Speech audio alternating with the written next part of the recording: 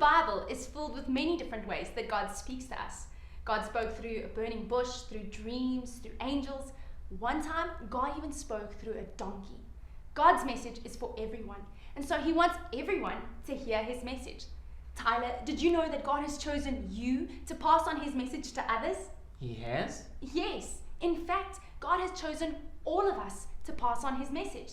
So let's use this glitter to help us understand how we are going to pass on God's message to others.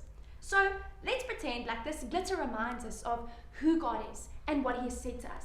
Now, we know that God has said that he wants us to spend time with him and to know him more. But we don't want people to just see glitter. We want them to see God's character and to know how amazing he is. And when we pass on God's message to others and we tell others what God has told us, then we are passing on his message. So I know that God says that he speaks to us personally and that he knows us by name.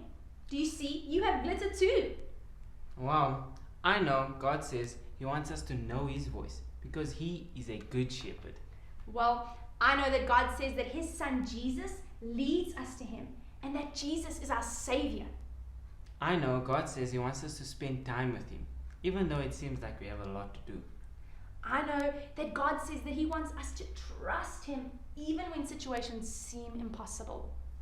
I know God says he wants us to listen to him first and not to the rules and opinions of others. I know that God says that he wants us to listen to and obey him. I know God says he created everything, so he is in control. I know that God says that his message, the Bible, lasts forever. Wow, look how much glitter we have. Look how much we know about God. We definitely need to pass this on. That's right. In fact, in Romans 10 verse 13 to 15, it says this: everyone who calls on the name of the Lord will be saved.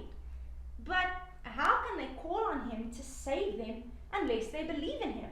And how can they believe in him if they have never heard about him? And how can they hear about him unless someone tells them?